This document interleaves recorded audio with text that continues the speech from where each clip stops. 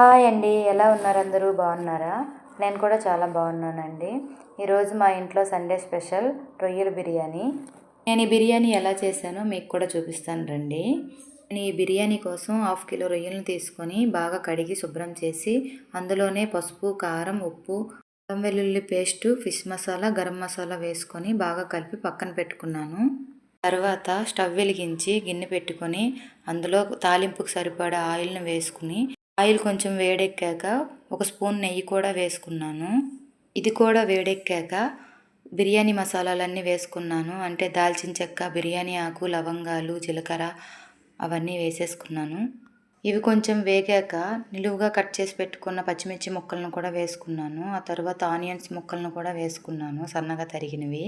ఆ తర్వాత కొంచెం కరివేపాకును కూడా వేసుకొని బాగా కలిపి 1 స్పూన్ అల్లం వెల్లుల్లి పేస్ట్ కూడా వేసుకున్నాను. అది కూడా కొంచెం వేగాక సన్నగా తరిగిన టమాటా ముక్కలను కూడా వేసుకొని బాగా కలుపుకున్నాను.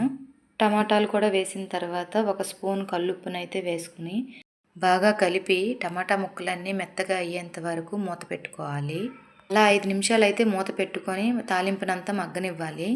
5 నిమిషాల తర్వాత మూత తీసి తాలింపునంతా ఒకసారిగా 4 వైపులా కలుపుకొని అందులోనే మనం ముందుగా రెడీ చేసి పెట్టుకున్న రొయ్యలని అందులో వేసేసి మంచిగా కలుపుకున్నాను.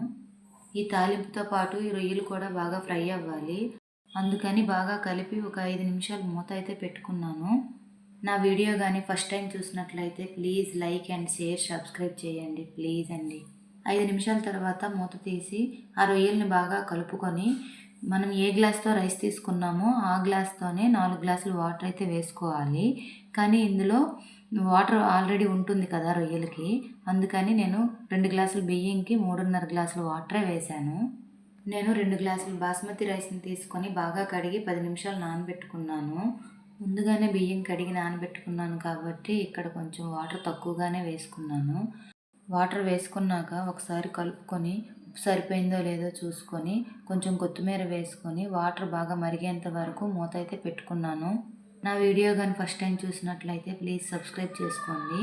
నీళ్లు బాగా మరిగిన తర్వాత మూత తీసి ముందుగా నానబెట్టి పక్కన పెట్టుకున్న బియ్యాన్ని అయితే ఇందులో వేసుకున్నాను. ప్లీజ్ ఒక లైక్ కూడా కొట్టండి, షేర్ కూడా చేయండి. ఇందులో బియ్యాన్ని వేసాక ఒకసారి కలుపుకొని మూత పెట్టుకొని స్టవ్ని మీడియం ఫ్లేమ్లో పెట్టి మధ్యలో ఒకసారి మూత తీసి అన్నాన్ని ఒక 2-3 సార్లు కలుపుకొని మళ్ళీ మూత పెట్టేశాను. 10 నిమిషాలు అయ్యాక మూత తీసి చూస్తే వేడివేడి బిర్యానీ రెడీ. తర్వాత దీని మీద కొత్తిమీర చల్లి పిల్లలకి వేడివేడిగా వడ్డిస్తే చాలా బాగుందని అన్నారు. మీ ఇంట్లో సండే స్పెషల్ ఏంటో నాకు కామెంట్ చేయండి. ఈ బిర్యానీతో పాటు రొయ్యల కూర కూడా చేశానండి, అది కూడా వీడియో పెడతాను నెక్స్ట్ వ్లాగ్లో. మీకు కనుక ఈ వీడియో నచ్చినట్లయితే please like and share, subscribe చేయండి. మీరు కూడా ఈ బిర్యానీని ఒకసారి ఇలా ట్రై చేయండి, చాలా బాగుంటుంది. Thank you for watching. Bye bye అండి అందరికీ. Bye bye.